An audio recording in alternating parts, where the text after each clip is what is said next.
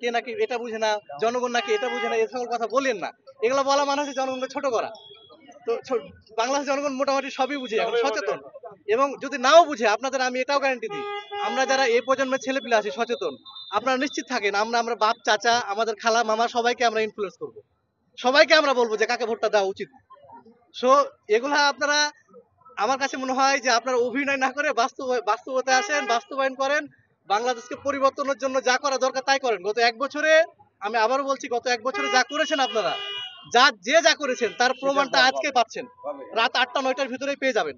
এবং আগামী ৬ মাসের ভিতরে আপনারা কে কি করবেন তার প্রমাণ পাবেন জাতীয় নির্বাচনে। সো এটা মাথায় রেখে এগিয়ে যান। আমি চাই বাংলাদেশপন্থী দল, বাংলাদেশকে যারা ধারণ করে, বাংলাদেশকে যারা ভালোবাসে, বাংলাদেশকে সামনে এগিয়ে নিয়ে যেতে চাই। এখানে এই বাংলাদেশের মানুষ, আপনারা জানেন যে 90% মানুষ বাংলাদেশের মুসলিম।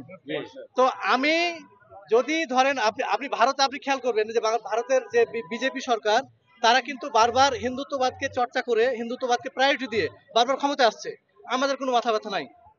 কিন্তু বাংলাদেশে যখন একটা মানে মুসলিম পন্থী, ধরেন সাপোজ যে মুসলিমকে মানে বেশি প্রায়োরিটি দিয়ে 90% মুসলিমের দেশে একটা দল মুসলিমকে প্রায়োরিটি দিয়ে ক্ষমতা আসতে চায়, তো আপনার কেন সমস্যা? আপনি মৌলবাদ বলেন, সাম্প্রদায়িক বলেন, কি বাংলাদেশ পৃথিবীর ভিতরে যতগুলো অসাম্প্রদায়িক কান্ট্রি আছে তার ভিতরে অন্যতম, আমি মনে করি এটা।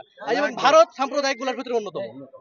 তো আমার কথা হচ্ছে যে ভবিষ্যতে যদি ইসলামিক দল বা বাংলাদেশে যদি মানে ইসলামপন্থী মানুষ, যারা ধর্মভীরু মানুষ, তারা যদি মনে করে যে ইসলামের দিন কায়েম হলে বাংলাদেশে ভালো হবে, তো আপনার কেন বা আপনার বেজার কোনো এখতিয়ার নাই, আপনার কোনো অধিকার নাই।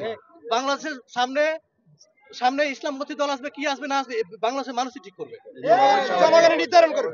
তো ভারত থেকে বা অন্য কোনো রাষ্ট্র থেকে বাংলাদেশ থেকে ক্ষমতা আসবে এটা ঠিক করে দেবে, এটা আমরা হতে দেব না। এই হচ্ছে আমার কথা, এই হচ্ছে আমার প্রত্যাশা। Thank you.